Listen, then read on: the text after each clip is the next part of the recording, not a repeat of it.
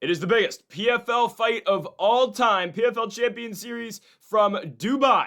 In the main event, Usman Nurmagomedov defends, or I guess they're fighting for the vacant PFL Championship, who knows. Usman Nurmagomedov defends his undefeated record against Paul Hughes, the highly anticipated rematch of their very close fight just last year. It is a loaded 12-fight card for the PFL. You can tell they've been saving their fighters and saving their talent for this card. Co-main event, Corey Anderson versus Loughran, Yagshimuradov, their rematch for the PFL Light Heavyweight Championship. Again, 12 fights, and Artem Lobov returns as well. Before we get into the video, folks, make sure to hit that subscribe button down below for some more PFL content here on the channel. Yesterday, we posted our UFC 320 predictions here on the channel, and tomorrow morning, we will have our Dana White's Contender Series predictions as well. Main channel, Greedo plays college football best bets and predictions, NFL best bets and predictions, and daily MLB best bets as well. Okay, on to the first of our 12 fights from Dubai, kicking things off with a matchup in the 185-pound division. Gerard Hussein Al-Silawi takes on Gregory Babene. Al-Silawi has struggled recently. This is a guy who has fought in the PFL stateside promotion. He has gone to PFL MENA, and he just got flatline knocked out by Omar Al-Dafrawy in his last bout. Now, Al-Dafrawy is the best fighter in PFL MENA. He's actually on this card as well, and he pretty much knocks out everybody he fights. But this is a problem bigger than just that fight for Hussein Al-Silawi. You look at the losses he had back in 2022 and 2023, there's a theme. He just keeps on getting knocked out.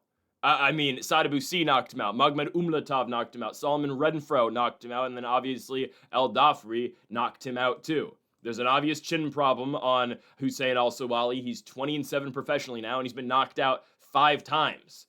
5 out of his 7 losses are by knockout.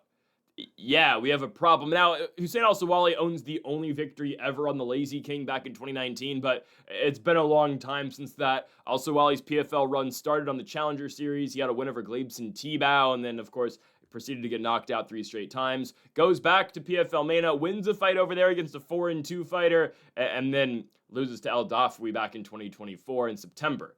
He takes on Gregory Babene, who's 23-12 professionally. He is 41 years of age, but he just goes out there and he looks for finishes, whether it be on the ground or on the feet. I think the striking is probably going to be there for him in this fight, but we'll get to that in a second. For a 41-year-old, Babene keeps on fighting. Something about French old dudes. Remember, Czech Congo is fighting for a Bellator championship at like 47, 48. Babene at 41 keeps on fighting. He had a #1 contenders fight. He had a title eliminator bout in his last fight against Costello Venstines. He did get subbed in the, was that the second round? Yeah, the second round he got subbed in that fight. Venstines obviously now the PFL champion after beating Johnny Eblin in South Africa. But Babene has been right there, truthfully. And he's got knockout power. His submissions aren't bad either. But I think in this bout, the way Hussein Al-Silawi's been fighting and the way he's been getting chinned, why wouldn't he get chinned here against a guy who's just going to swing big and try to put him out? I mean, it just makes sense that Gregory Babene finds a knockout. I mean, he's going to turn 42 later in the year, and I get Al-Silawi might be a technically more sound striker, but I don't even know about that. He gets hit quite a bit. He gets knocked out quite a bit. It doesn't really formulate into a good equation here, and I think he's lost to lesser opponents. Nothing against Solomon Renfro, but if you're getting knocked out by Solomon Renfro, Gregory Babene is probably knocking you out as well. I'm going with the French fighter to knock out the Jordanian Lion, Gerard Hussein Al-Silawi. Give me the French fighter by first-round knockout. The only reason Hussein Al-Silawi is on the card is because he's from the region, I think. I'm sorry, this is the end of Hussein Al-Silawi in the PFL. Maybe he goes back to MENA, but I don't know. He did only lose to Al-Dafrawy over there, but I got to go with Babene to win the fight by first-round knockout. Next up, we move on to a fight in the lightweight division. We have got Zaynukov taking on John Mitchell. A sneaky, really good fight buried on this card. Again, the PFL has done a really good job with this card, I think, and they're trying to continue their theme, really, of Russia versus Ireland throughout. Well, this is really one of the only other fights they have for Russia versus Ireland, but main event, obviously, Dagestan versus Ireland. They're trying to recreate trying to have their Conor Khabib moment, obviously. And here's a Russian versus an Irish fighter on the undercard. Again, Zaynukov taking on John Mitchell. Zaynukov just keeps on winning. This is a guy who has not lost a fight since his Eagle FC title fight in 2021. Since then, he's put together 6 consecutive victories with back-to-back victories now in the PFL, beating Dedrick Sanders back in 2024 and then winning on PFL Africa in his last fight against Takeshi Izumi, who is on this card and later on the card after Zaynukov, which just makes no sense, but it's okay. Zaynukov, 17-4 professionally, trading out of Makhatchila. He's pretty solid. Again, the only loss in the last 8 years is the loss on Eagle FC for the championship back in 2021. He's taken on John Mitchell, who has been around the PFL for a little bit as well, fought in PFL Europe, ended up losing the championship fight back in 2023 to Jakub Kazuba. Kazuba took him down, got his back, ended up finishing him with strikes. Came back in the PFL Champion Series card earlier this year, beating Sulul Tayadi on the first Nurmagomedov versus Hughes card. Why did I feel like that card was in 2024? That was in January. I feel like that was in December. Anyways, on the original Nurmagomedov Hughes card, John Mitchell did win a fight by unanimous decision. It should be, this fight, I think, is as simple as if John Mitchell can keep the fight standing, he's going to be in a good spot. I just don't think he's going to be able to do that. Zaynukov's solid. He is. This is a guy who just doesn't lose, a guy who's going to overwhelm you on the mat. And John Mitchell is going to want to stay in the striking range. He doesn't have the most knockout power, but this is a guy who has had professional boxing fights. Hell, his last 2 fights just in general have been in boxing and not mixed martial arts. After winning in January, he went on to have 2 boxing fights. So Mitchell, it's pretty clear what the game plan should be here. But you look at how Kasuba beat him back in 2023, and it is a tough fight. It is. It's hard to pick against these guys from Makhatchila. It is. And Zaynukov has been on a roll recently. You look at his wins in PFL, right? Again, beating Dedrick Sanders, completely dominating the fight, beating Takeshi Izumi. Now, again, I don't know how much you can put into the Izumi victory because Izumi's a 6-4 fighter who continues to find fights on PFL cards, which, again, is a whole other thing in its own right. I don't know how that happened. But anyways, I'm going to be going with Makhatchila fighter and Micah Sharp, Zaynukov to beat John Mitchell. He will get it done by unanimous decision. We move on now to our third fight of the night in the lightweight division as well. I don't know why this gets higher placement on the card, but here we are. It's Takashi Izumi versus Vinicius Cenci. Why? Yeah, that's my question.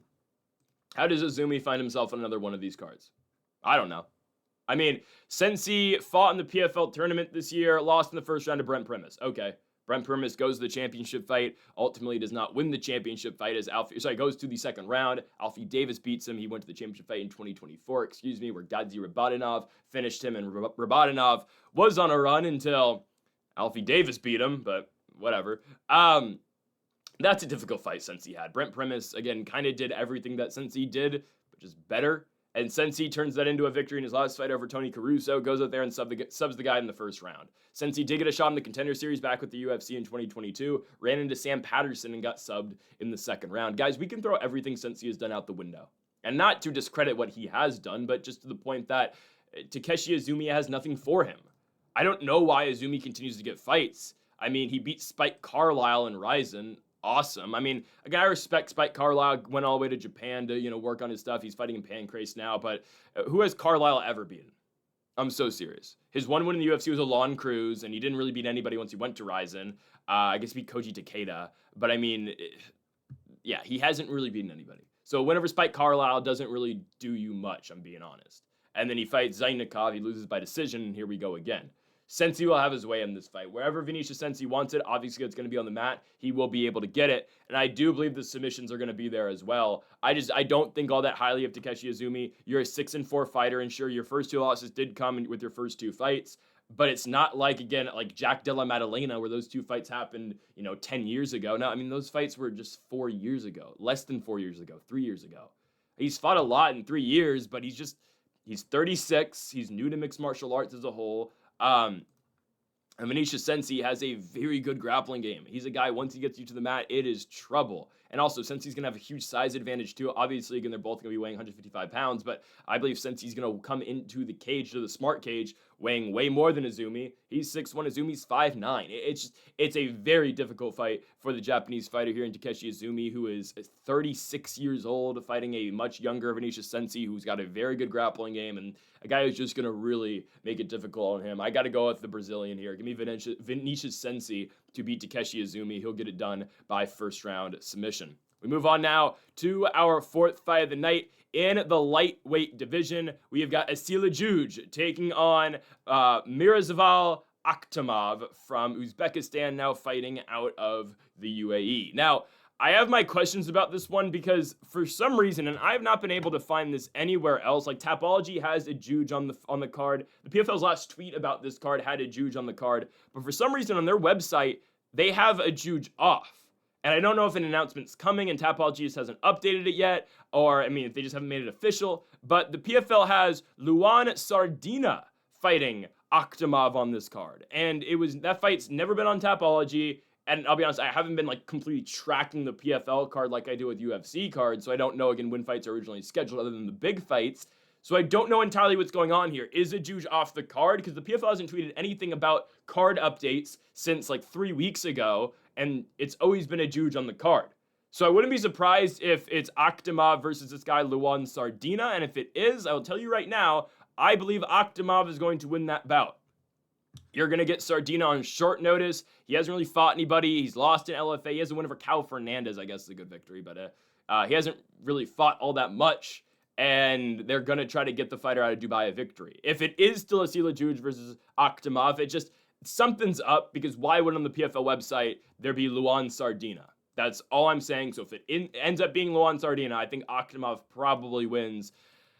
I think, just because I feel like the PFL's, they want their hometown guy to win, but I don't know. Oh man, Akhtamov lost to Adrian Sanchez. A 7-5 Adrian Sanchez in EFC. So don't quote me on that pick. I'm just going to pick Adjoudj versus Akhtamov. And I think we know how this one's going to end. I don't know why they made this fight, honestly. I mean, yes, you want to get Akhtamov on the card, but that's why it would make sense if Loughran Sardina fought him, right? Because Akhtamov is going to lose, and he's going to pretty easily lose, I think.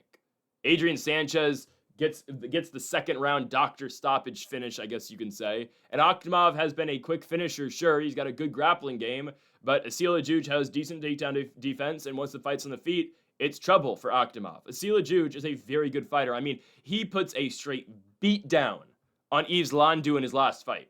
He puts it on Landu. Back in August, he is 8-1 in PFL, and he just wins. And you're getting a guy in his second PFL fight. He fought Mike Thompson, did Akhtamov a couple years ago. Mike Thompson, not a very well-known or credentialed fighter for that matter. Adjoudj is going to win this fight. He is. Now, again, I am a little hesitant because I've seen Loughran Sardina on their website, so we'll see if that fight ever gets changed. But if it is Adjoudj, I expect him to win the fight by TKO, and I expect him to do it in the second round. I just don't think Akhtamov is on his level. I think Akhtamov is being put on this level and being put on in this fight just because of where he's from. Guys, Adjoudj is much more credentialed, much more experienced, and a better fighter than Akhtamov, and he's 6 years younger than the guy. There you go. I mean, we have seen Adjoudj essentially grow up in PFL. His first ever fight was in Bellator. He's on a big winning streak in PFL. He's, his grappling's not that bad anymore. He's knocking guys out now, and he's putting beat downs on guys and veterans like Yves Landu. Akhtamov, simply put, is just not on his level in the fight. Just to be honest, probably should not have been made. But Adjoudj will win the fight by second round TKO. Look out if this fight does get canceled, because I have a feeling, again, there's a reason Loughran Sardina is on their website. Anyways, though, give me the French fighter in Adjoudj for now to beat Mirko Akhtamov by second round TKO. We go on now to the welterweight division. Here is the PFL MENA champion, the guy from PFL MENA. Now, PFL MENA might be trying to push you, Muhammad Al-Qadha. He just won in the main event of their last card. They might be trying to push him as much as they want, and I get it. He's their up-and-coming guy. Mohamed Sifi ended up losing, which was weird, but it's okay. PFL MENA is an interesting thing to pick sometimes. Anyways, Omar El Dafrawy takes on Florim Zendeli in this bout. Zendeli, a 3-0 PFL fighter, coming off of winning a PFL Europe Championship over Daniel Misili by first round submission. And I absolutely love what the PFL is doing here. They should do this more often. Have the PFL MENA fighters fight the PFL Europe champions. Have the champions fight. It writes itself. It makes complete sense. And then once you get PFL Oceanic, or whatever PFL, or whatever the hell they're calling it, have PFL Pacific, have the Pacific fighters fight the PFL Africa fighters. It makes a lot of sense. I really like this format, and I hope they do more of this, because now we get to see who's the better champion, essentially, right? Al-Dafrawy winning the PFL MENA Championship, and Florem Zendeli winning the PFL Europe Championship. Now, Zendeli, again, is on a run. For Omar Al-Dafrawy, we mentioned earlier, on his run to the belt, beats Gerard Hussein Al-Silawi, beats Mohamed Al-Qada for the championship in a fight that he's an underdog in. Al-Qada, again, is the big star of PFL MENA. He's a fighter who's undefeated, training out of American Kickboxing Academy in San Jose, California. Al-Dafrawy goes up there and knocks him out in the first round, and then he gets another PFL Europe fighter in Daniel Masili, again, the guy that Zendeli beat for the championship, and he subs him in the first round, rocks him, gets the fight on the ground, wins the fight via triangle choke. Dominance. We'll see about this fight, because Zendeli, again, has done nothing but win in the PFL. Guys, I'm buying on Omar Al-Dafrawy. You can look at his record and say, 14-5. He lost 4 straight fights in 2022 and 2023. He's on a run right now, and he's just knocking people out. The power, when he touches you right now, you go to the ground. And that's what's going to be difficult for Zendeli in this one, I believe. It's just a straight striking game. Al-Dafrawy is somewhat of a short welterweight. He's 5'9", but the power he possesses at welterweight is insane. And Zendeli, I think, is going to have a grappling advantage. Yes. On the feet, no, I don't think so at all. I think that's where Al-Dafrawy is really going to shine. For as good as, and I know both these guys are coming off of victories over Maseli. Zendeli was supposed to be fighting Mukhmed Berkamov, I believe in the stateside promotion. Yeah, he was supposed to be in the tournament. He had to pull out from that fight. And he probably would have beaten Berkamov. Actually, that was a replacement fight, I believe, because Berkamov ended up fighting Thad Jean instead, who's now the world champion over there. It's everything the PFL wanted out of Josh Silveira. Regardless, though, both these guys were huge favorites over Masili, and they both get it done. Or you can say, definitely, I think the Al-Dafrawy victory is better. And I think Al-Dafrawy's strength of schedule is better, too. Al-Silawi, Al-Qada, Zendeli's beating Jack Grant by split decision. 20-8 Jack Grant, whose claim to fame is that he took the Lazy King to split decision. And then a Tomasz Langowski first-round submission. I think, again, the grappling advantage does go to the Albanian fighter in Zendeli, but everywhere else, and Al-Dafrawy's grappling is getting better, too. It's just his striking right now is just insane. Again, the power he's possessing right now, the power he's packing right now, when he touches you, you go down. I'm going with the PFL MENA champion to beat the PFL Europe champion. Omar Al-Dafrawy continues his crazy run. He beats Florem Zendeli by first-round knockout. Get him in the actual PFL World Tournament next year. I want to see some stuff. Let's see. I think he's going to beat Zendeli, though, and I think he's going to get it done in the first round via knockout. And here we go. The fight you have all been waiting for. Not the, Russia versus Dagestan, or Russia versus Ireland fight. This is the Russia versus Ireland fight. Zubair Tukhugov versus Artem Lobov. 30 men have tried, and only 15 men have been successful in defeating Artem Lobov. I never thought I would get to make a fight prediction on Artem Lobov on my channel. I didn't think so. I don't do bare knuckle. I don't do boxing. I did not think we were going to get here, but damn it, we did. Here is Artem. Wow. Artem Lobov's first MMA fight since losing to Michael Johnson back in 2018 in a co-main event in Moncton, New Brunswick, Canada, main evented by Anthony Smith and Volkan Oezdemir. Artem lost a unanimous decision in a co-main event to Michael Johnson. Artem Lobov's last MMA victory came in November of 2016 against Teruto Ishihara by unanimous decision. Ishihara, who also has a record very similar to Artem Lobov now. So his last victory came in Belfast, Northern Ireland. Artem is 14-15-1, and here we go. They gave him Tukhugov. Why? Why do they do that? Zubair is really good. He is. He got cut from the UFC because he missed weight and he kept pulling out of fights. That should not distract you from the fact that the guy's still a good fighter and a, relatively speaking to the PFL, a very good fighter. The guy went 5-3-1 in the UFC. You know, Leron Murphy's got the, almost perfect record. He's 17-0-1. You know where that 1-1 comes from, the draw? It comes from Tukhugov back in 2019. Tukhugov's losses in the UFC were all split decisions. Split decision to Renato Moicano, split decision to Hakeem Dawodu, and a split decision against Elves Brenner. Now, he missed weight in the Dawodu fight and in the Brenner fight, ultimately the reason he got cut. But yeah, Tukhugov's pretty solid. Beats Ricardo Ramos by decision, knocks out Kevin Aguilar, Felipe Nover, we don't care, right? But I mean, there are good victories for Tukhugov. I don't know if he's still at AK or he's fighting out of Russia now. It doesn't really matter. He'll beat Artem Lobov. He will, guys. Lobov, I don't know if Lobov's gonna get knocked out because his chin is that's just what Artem does. He keeps walking forward. But I mean, guys, we're not gonna. I like Artem, I do, even though I don't know he's got the whole beef with Conor now, which I don't. It's hard to follow everything Conor McGregor does at this point. So I don't know what goes on. Okay, when Conor actually fights, and if he does at the White House, I'll be all in on the Mac again. Okay, but anyways, Artem's thing is that he keeps walking forward, and I want to pick Artem here, but guys, I mean, I gotta be a realist here. He's not beating Tukhugov.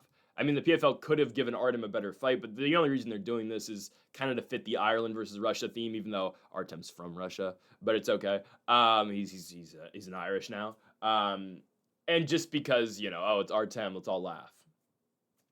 It's kind of, I mean, choo choo, like that's why Artem's here, and it's cool. I'm glad. Catch weight at 165. It's awesome.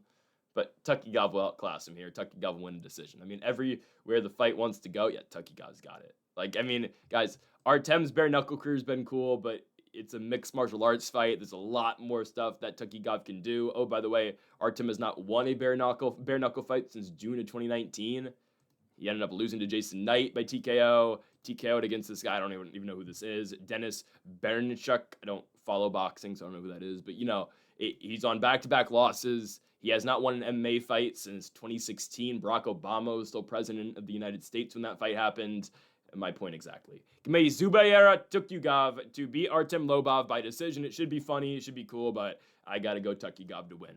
Next up, we go to the heavyweight division. We've got Rahmani taking on Slim Trabelsi in this fight. Rahmani, another one of these fighters training out of Dubai and from Dubai. That's explaining his placement on the card as the featured prelim again in the heavyweight division over Slim Trabelsi. Trabelsi is Tunisian, if I'm not mistaken. I'm pretty sure he's Tunisian. I could be wrong there, but I'm pretty sure. Trabelsi, yes, from Tunisia, is a problem in the heavyweight division. He is. Now, these two had a grappling match in karate combat where Rahmani actually won, which is interesting. Again, it's grappling, there's no striking involved, you can't punch, obviously, but that is something to note, because Slim Trabelsi, as I said, can be a problem at heavyweight. Now, I know he doesn't always win in the most convincing fashion, but a lot of guys can't wrestle at 265 pounds. Trabelsi can. Well, Rahmani can as well, though. It's one of these weird fights where you get two wrestlers at heavyweight. You don't see it often. You really don't. And Rahmani has done, 80XC, I believe is what it is, grappling tournaments and whatnot. He has done grappling matches in karate combat. Hell, he submitted Hamdi Adelkhwab in a grappling match. And every single one of his fights kind of end the same. It's a first-round finish, either via submission or by TKO. He's at home now fighting Slim Trabelsi, two guys who just again did a karate combat grappling match back in May of 2025 this year. And again, I think Trabelsi's good. I think he's a problem for, unathletic fat heavyweights, but I can make the same exact point about the fighter from Dubai here, Impuha Rahmani, who originally was supposed to fight Abraham Babli back in May. That ends up being Slim because Puha has to pull out from the fight. Puya, not Puha. This is interesting because again, it's weird when normally when guys do grappling matches against each other, it's usually after after they already fought each other. If there's like a common opponent, or if these guys are familiar with each other, they usually do it after they fight, not before. And now I don't know if these guys knew they were going to fight, because obviously that was done after the Slim did not fill in for Puha Rahmani. Babli fought somebody else. Babli fought, oh my goodness, who did he fight? Nassim Mento, Trabelsi fought Babli going before the original booking against Rahmani. That's my apologies. That's my mistake there. But they do that grappling match the day after Puya is supposed to fight Babli. So I don't know why Puya withdrew from the fight originally. It doesn't entirely make sense to me. But again, Puya wins. Again, it's a decision victory in a grappling fight. Grappling match? Who really cares? But it does tell you, okay, like Puya is legit if he's taking on a guy like Slim Trabelsi. Guys, I'm gonna go with the underdog here. I don't know what the odds are gonna be because there's been no odds listed yet for PFL. I'm going to take Puya Rahmani to be the first guy to beat Slim Trabelsi. I think so. Now, striking-wise, is Trabelsi better than Puya? I believe so. But everything I've seen on a Puya Rahmani should scream that he should be able to find a finish here. This guy's got plus grappling. His wrestling, he should be able to hang with Slim in terms of wrestling. He's, about the same size as the guy. I'm going to buy in a little bit here on Puya Rahmani. I am. Especially to fights in Dubai, hometown guy. I don't think we see a scorecard, but if we do, it's definitely going to go Puya's way. And again, this is all dependent on who the better grappler is. Now, again, I don't want to put too much into the karate combat grappling match that they had, but Puya did win it. Not saying, again, that's going to dictate who straight up wins the fight, but I do think it is somewhat meaningful. So I'm going to go with the fighter from Dubai. There's a reason he's on the featured prelim. There's a reason he's here. I'm going to take him to take the O of Slim Trabelsi. Again, both guys are problems, don't get me wrong, at heavyweight because grappling and wrestling is a lost art at 265 pounds. But I'm going Puya Rahmani to win the fight by first round sub. If he wins, it's probably going to be something like that. So give me Rahmani to win the fight by first round submission. I think he can get it done. Next up, we go to the main card. Big time fights now. Well, Jack Cartwright versus Callan Loughran. I mean, I guess. I don't know. I mean, Loughran originally supposed to fight Lewis McGrillen Evans on this card. That would have been tough for Callan Loughran. Again, McGrillen coming off the PFL Europe Championship in 2024. He got the win over Alexander Luster. And now here comes Jack Cartwright into the PFL. A guy who has had hype around him like the Hardwicks have from Cage Warriors. But a guy who got his shot in the Contender Series and lost to the anorexic Jose Johnson. Yes, the flyweight who weighs 125 pounds, who is 6 feet tall. Now, I know his last fight, he actually fought at featherweight against Juan Archuleta and lost, but it was ridiculous that guy was fighting and making 125 pounds in the first place. Anyways, I guess it's kind of a tough fight, but if you're Jack Cartwright, you have to beat the 14-7 Jose Johnson on the Contender Series. And he didn't. Comes back and he goes to Octagon after the Contender because he is the Cage Warriors champion, but instead he goes to Octagon after. I guess Cage Warriors didn't want to see the guy anymore because they were just ashamed and disappointed. They should have done the same thing to Hardwick. Anyways, Cartwright goes to Octagon. He's 2-1 in that promotion, and now here he is in the PFL. Booked to fight Igor Severino a couple times. The same guy who is infamous now for biting Andre Lima in a UFC fight in the Apex. Insane stuff. I'm afraid Jack Cartwright's a little outmatched here. If you can't beat Jose Johnson, who I get is a tough stylistic bout, how are you going to beat Callan Loughran? I mean, right? Callan Loughran, 2-2 in the UFC, left the UFC coming off victory. Was it not an eventful fight against Nathan Fletcher? Not entirely, but he wins it. 2-2 guy in the UFC. Lost to Taylor Lapillus, okay, in France. Lost to Jake Hadley, who's in the PFL now too. Wins over Angel Pacheco and Nathan Fletcher. I'd be surprised if Loughran doesn't win this fight. I would. I'd be quite surprised. So Loughran won the Cage Warriors Bantamweight Championship after Cartwright left. I don't know if it was an immediate thing. It might have been. I think it was. I believe, it went straight from Cartwright vacating it to Callan Loughran winning the belt back in 2023. And then obviously he immediately gets signed to the UFC. Originally supposed to be booked in the UFC against Yanis Gamuri in France, who's in the PFL now as well. That would have been such an easier fight for him. It would have been tough. But instead, he got Taylor Lapillus, who's also in the PFL now. The PFL just keeps on signing talent from 135 pounds from the UFC. Nathan Fletcher, you're probably next after your loss to Rinya Nakamura earlier this year, or just last month. Anyways, Loughran will beat Cartwright, guys. If Jack Cartwright can't beat Jose Johnson, how's he going to beat Callan Loughran? Loughran's solid. He's got, again, all-around base. He's pretty solid, and it's just, I guess the UFC didn't like his style. They didn't like that he couldn't finish a fight, nor would he be finished either. He was just kind of a decision machine in the UFC, and ultimately, kind of what Loughran... no, it's not really. Guys, it's weird, because Loughran in Cage Warriors was just a straight finish machine. He'd either take you down, look for ground and pound, or he'd just knock you out in the feet. Didn't really do that in the UFC. It's more of a hesitant style now. I mean, I guess, again, it's just a cautious approach. He's a good kickboxer. He's a kickboxer that can keep you away and give you problems, and I think he's going to give Jack Cartwright a bunch of problems too. Again, I just expect Loughran to win a kickboxing match for 15 minutes in this fight. He should do it. I'd be very surprised if he did not. He's a little undersized for 135 pounds, but this is a catch weight at 140? I guess because Cartwright took the fight on short notice. Again, though, Cartwright's taking it on short notice. He lost to Jose Johnson. I can't believe. Give me Loughran to win the fight by unanimous decision. We move on now to the bantamweight division, and we've got a good one. Sergio Pettis takes on Magomedov. Two former Bellator fighters getting a shot on this card. Magomedov with off the top of my head, I would not think Magomedov's 5-3 in the PFL/Bellator. I would just think he's had more victories, but no, that's it.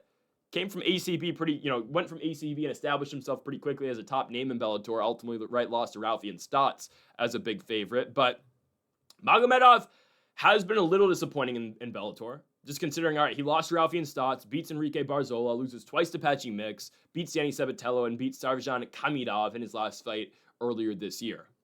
Sergio Pettis, right? Former Bellator champion. I kind of wrote him off going into his last fight against Ralphie Stotts. It was their rematch, the original, they were booked once before, fight never happened. I picked Stotts to win. I was wrong. I think I forget sometimes Sergio Pettis is still 32 years of age. Like, Ralphie Stotts has been fighting for a while, and he's 36 now. I think I do forget how young Pettis still is with all the injuries that he's had, and just the time off that he's had as well. But Sergio Pettis' only losses in Bellator ever he's got one. It's Patchy Mix. And that's why Patchy Mix fighting the day after this PFL card on Saturday, that's why I was so high on Patchy Mix. Because he beat everybody in PFL-ator. Everyone lost to Patchy Mix, and then he goes into the UFC and just keeps getting a hit against Mario Bautista. Anyways, I kind of wrote Pettis off because he went to Rizin and fought Kyoji Horiguchi, ended up losing the fight by decision. Horiguchi got his win back because, truthfully, right, Pettis fought Horiguchi the first time around at the Mohegan Sun in Connecticut and won the fight in the fourth round via spinning backfist in a fight he was down 3-0 in. I don't know. And then he beat Pitbull down a weight class. Pitbull, almost killed himself getting down to 135 pounds. And then he fought the eventual tournament winner in Patchy Mix and lost and got submitted in the second round. You get Magomedov, who has only lost to elite guys and Stotts, Mix twice, the second time in a close split decision. And that was the thing. Mix couldn't really get Magomedov down in the second fight. At least he couldn't for an extended period of time. And he really created for this boring striking fight that Mix barely won.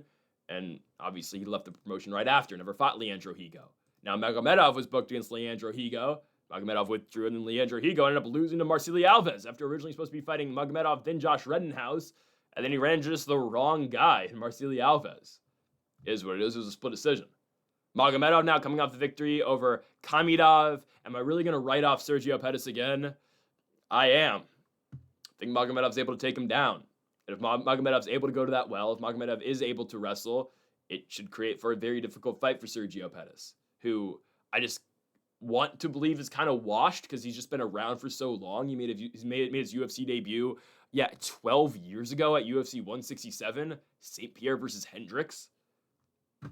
He's just been fighting since he's 20 years. He's been in the public eye in mixed martial arts since he was 20 years of age, and now he's still only 32. And obviously, again, his brother Anthony's been around as well. Doesn't really fight anymore, even though he's been campaigning for that Cedric Doumbé fight, and I thought they were going to make that, but apparently they haven't. They won't, because I don't know what's going on with Doumbé either. I think he's hurt, but whatever. PFL, right? I'm going to go Magomedov. I am. I believe Magomedov's able to wrestle here, and I think Magomedov's performance against Patchy Mix, albeit boring, is somewhat impressive considering nobody had that close of a fight with Mix in the PFL, at least except for Archuleta. So I'm going to go Magomedov to out-grapple and out-wrestle Sergio Pettis. This doesn't mean much, but hey, if Mix is able to do it, Magomedov could probably not. I think that's just not the right reasoning. I think Magomedov's able to out-wrestle Sergio Pettis is what I'm getting to here. On to our next fight in the lightweight division, Archie Colgan takes on JJ Wilson.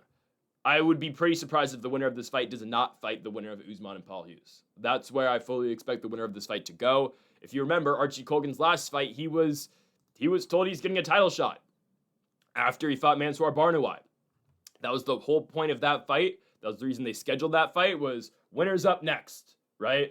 The next in line Archie Colgan, Mansoor Barnawy, this is a title eliminator. And at the time, we were like, okay, well, Paul Hughes is not going to get the rematch. Paul Hughes goes out and beats Bruno Miranda, knocks him out in like a minute. So you're thinking, oh, he's next. No, it's going to be Colgan, I guess. PFL just kind of forgot they did that, which, again, I don't mind that Paul Hughes and Usman Nurmagomedov are fighting again. I mean, that's the best possible fight the PFL can make. But why say Colgan and Barnawy is a title eliminator if that's not actually what you're doing? There's got to be consistency here. Again, nobody's going to have a problem with Archie Colgan not getting a title shot because Archie Colgan is not the most entertaining fighter. But why say that in the first place if you're not actually going to follow through on it, right? Colgan now has to fight J.J. Wilson, who is 11-1 with his only loss ever being Gadzi Rabadanov. He was supposed to fight Rabadanov again in the PFL tournament in the second round, and J.J. Wilson broke his jaw. So then they threw Kevin Lee in there to go out there and get knocked out by Rabadanov. Wasn't that funny? I don't know why they did that to Kevin Lee, but it is what it is. Happens to the best of us. Guys, I mean, I can break this down in however many ways I want. Like, oh, J.J. Wilson's kickboxing is good. He's got power. We know what Archie Colgan's going to do. He's going to wrestle him. Archie Colgan's striking is getting better, but do you think J.J. Wilson has an answer to the wrestling of Archie Colgan? I don't believe so. Not many people do. I think Usman would. I think Paul Hughes definitely would, and that's what, again, differentiates Archie Colgan from the elite guys. But Colgan's got a good gas tank. He's a very physically strong guy who can wrestle you all day long. And is it the most fan-pleasing, style of fight? No, it's not. Not at all. But he gets the job done. He beats Barnawy by decision, Manuel Sosa by decision, Thibaut Gouti by decision, Piotr Bust by decision, Emmanuel Sanchez by decision. He is a decision machine, don't get me wrong, right? He doesn't really even look for finishes anymore. J.J. Wilson's a high-level guy, but Archie Colgan's very high-level too, and nobody talks about Archie Colgan being high-level because he's not entertaining, which... Does he do it to himself there? He kind of does, I'll be honest with you. But don't forget how good Archie Colgan actually is. It's just he doesn't really get the respect, and he doesn't get the talk because his fights are not fan-pleasing. He'll beat J.J. Wilson, and I really don't have a doubt in my mind that he won't. Yeah, Wilson's a better kickboxer. Yeah, Wilson can put him down, but I haven't seen anybody beat Colgan just yet. There's a reason Colgan's 12-0. There's a reason he beat Barnawy. He's a good kickboxer. He'll beat J.J. Wilson as well. I'm going to Archie Colgan here. This is a guy who's 9-0 in PFL Tour. Why wouldn't he beat J.J. Wilson? Why wouldn't he? And Barnawy, good grappling as well. Good kickboxer, better grappling. Colgan still beats him. 100%. I'm going with Archie Colgan to beat J.J. Wilson. He should be able to get it done. I'm going with the American to win the fight by unanimous decision. On to the co-main event for the PFL Light Heavyweight Championship. Corey Anderson comes down after fighting Denis Goltsov at heavyweight just a couple months ago in Africa to take on Dovizhan Yagshimuradov. Corey Anderson, who's only lost one fight in PFL Tour, he's 6-1, the only loss being to Vadim Nemkov. He won the Bellator Championship in the last Bellator card ever against Carl Moore, and then they kind of strip him of the belt, and say, we're just introducing the PFL Championships, but we still use the Bellator Championships when it's convenient. Make it make sense. That's all I'm going to say there. Corey Anderson's fighting Dovizhan Yagshimuradov. Anderson, the Bellator Light Heavyweight Champion. Yagshimuradov, the PFL Light Heavyweight Champion, after winning the season last year as an underdog, upsetting Impa Kasanganay and knocking Kasanganay out in the first round in 58 seconds, ending Kasanganay's run of trying to go back-to-back as PFL Light Heavyweight Champion. If not, we would have seen Kasanganay probably in this fight against Corey Anderson instead. No, Impa would have fought in the season anyway because he fights all the time. Anyways, Yagshimuradov's run's been impressive. He has not lost since the Carl Albertson loss back in 2021 when he first made his way to Bellator. And when Yagshimuradov was introduced to Bellator, he fought in the Grand Prix at light heavyweight, and he was the ACA champion coming in, and he fought Corey Anderson. First round tournament bout, Anderson was a pretty big favorite. And what does Corey Anderson do? He does exactly what you think he'd do against a kickboxer. He just wrestles Yagshimuradov and eventually punches his face and beats his face in the third round and wins the fight via TKO. Like expected. So now Yagshimuradov again goes on a run. He loses to Albertson, bounces back, beats Rafael Carvalho, beats Julius Iglesias, beats Maciej Rozansky, beats Jacob Neto by knockout, beats Sun Byung, beats Rob Wilkinson, and now Yagshimuradov, I believe, has full confidence in his hands with 2 knockout victories, both in the first round in 2024 over Neto and against Kasanganay. Now, does Kasanganay get a little sloppy with his striking sometimes? Sometimes. He does. Love Impa, but that's just the truth. He Just kind of goes out there and throws and, tries to get it back every single time, and it doesn't always go his way. But Yagshimuradov gets the finish in the first round. However, guys, what changes from that initial fight? I know it's 3 years ago now, but Corey Anderson's done nothing but win since beat Dovizhan Yagshimuradov. The Ryan Bader knockout. He had the 2 fights against Nemkov where he should have won the first, but no contest, lost the second. Beats Phil Davis, beats Carl Moore, and then does exactly to Denis Goltsov what I believe he's going to do to Dovizhan Yagshimuradov. Take down ground and pound. There's no answer. When Corey Anderson wants to be elite, and when Corey Anderson wants to be really good, there's really no stopping the guy. And he fought at heavyweight, and it just goes to show that last fight against Goltsov, light heavyweights can be very successful at 265 pounds. All they have to do is just try it, because a lot of heavyweights are fat and unathletic. Now, Goltsov is an exception, but a lot of those guys just aren't as skillfully talented as light heavyweight fighters, and middleweight fighters at that too. They just rely on their power and, I'm just going to sprawl hard and fight this off. I don't think much changes from the initial bout. Yes, is Yagshimuradov a good striker? He is. Does he have power? 100%. But you can make that case about every single fighter on the roster. Everybody's got power. Everybody hits hard.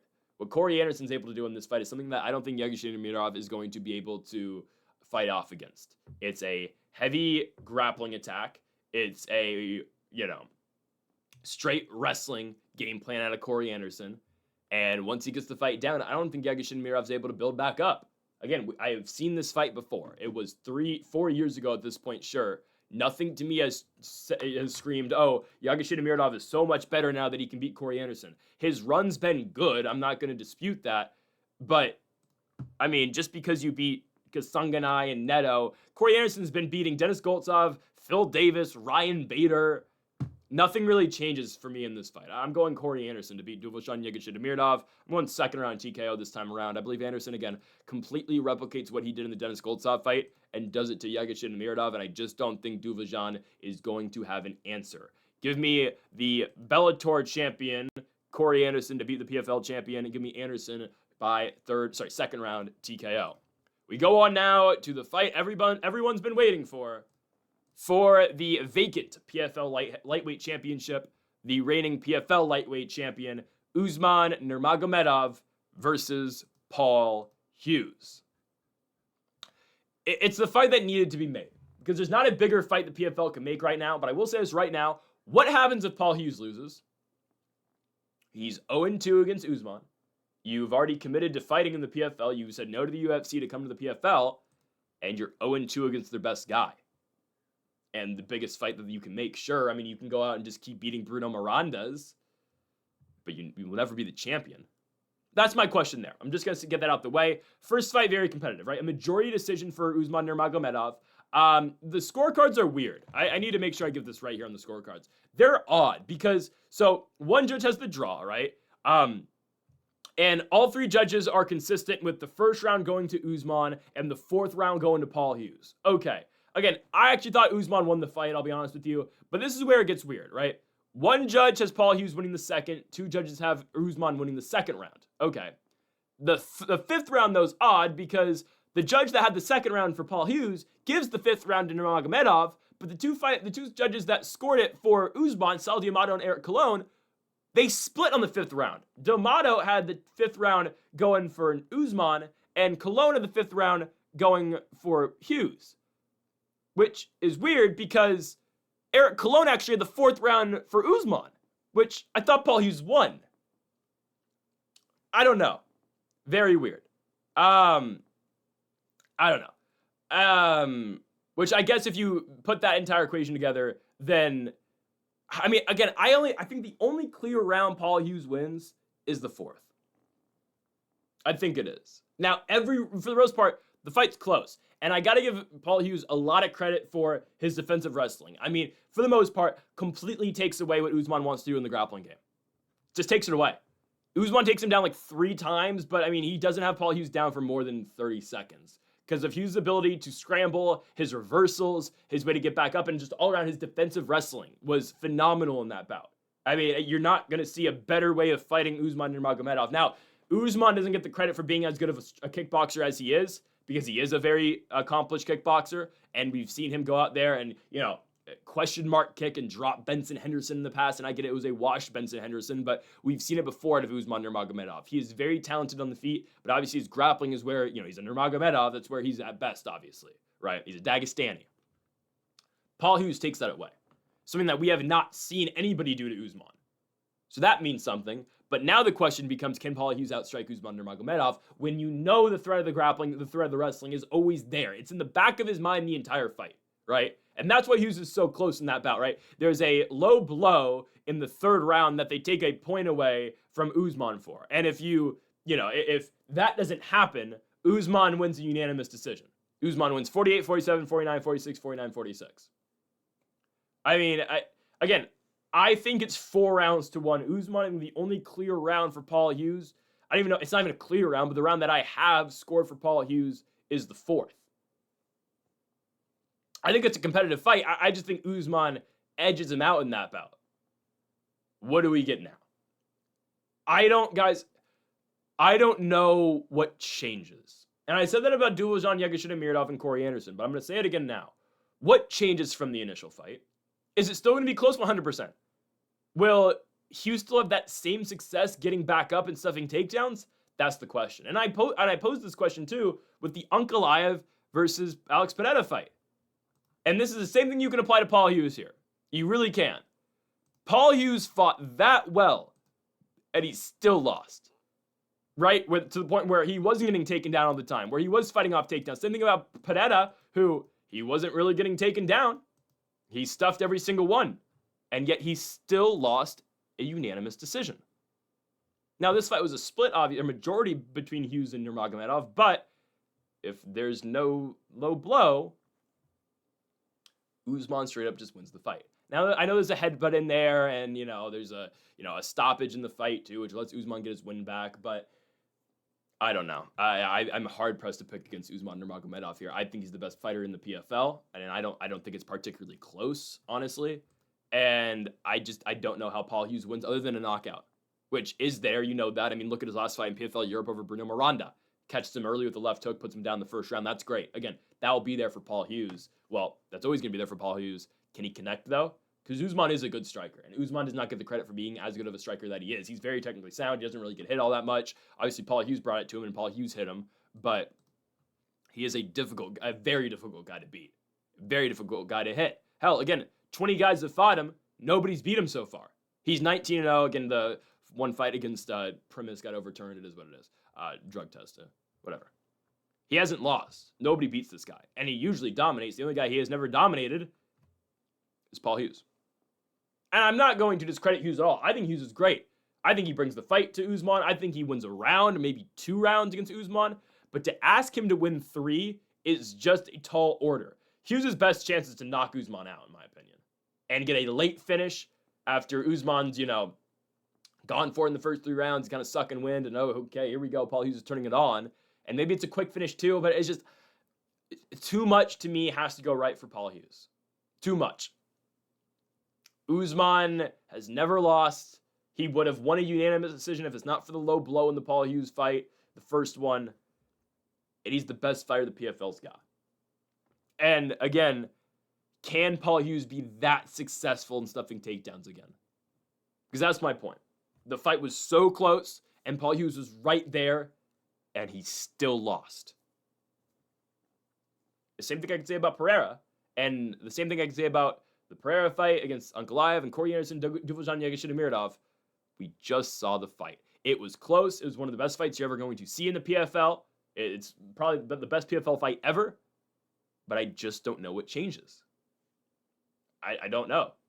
Because the threat of the wrestling is always going to be there. For as many takedowns as Hughes can stuff and get out of position on the mat, it's always there. Usman's always going to be threatening it. It just creates for a massive problem for Paul Hughes, in my opinion. Can he be successful in the striking range? 100% he can. I mean, he's more than capable of, winning striking exchanges, but for 25 minutes and asking him to win 3 rounds is just a lot. And then what are the odds he actually finishes Usman? I don't think it's all that high. I mean, I've seen crazier things. Godzilla Badenov lost to Alfie Davis. Nobody thought that was going to happen. But Usman Nurmagomedov has been perfect so far in his career, and I think he remains perfect. Oh, by the way, he's only 27. He's only getting better. Paul Hughes too, he's 28. But again, we just saw the fight 9 months ago. I don't think much changes. Just because Paul Hughes knocked out Bruno Miranda doesn't change my opinion on this fight. Pretty easily, give me Usman Nurmagomedov. Not easily. It's going to be a tough fight. But I'm going Usman Nurmagomedov. I'm thinking 4 rounds to 1. 4 rounds to 1 Usman. Maybe 3-2. But I think Usman definitely wins the first 3 rounds. I think Paul Hughes sees a lot of success late, but it just won't be enough. I'm going with the reigning champion, I guess, in Bellator, now taking that over to PFL. Usman Nurmagomedov will beat Paul Hughes, and he will get it done by unanimous decision. Folks, thank y'all for watching our PFL Champion Series Nurmagomedov versus Hughes 2 predictions. If you haven't yet, though, make sure to hit that subscribe button down below for more. Make sure to leave a like if you did enjoy the video. Make sure to comment if you do disagree with any of the picks. Folks, thank y'all for watching, and Mamba forever.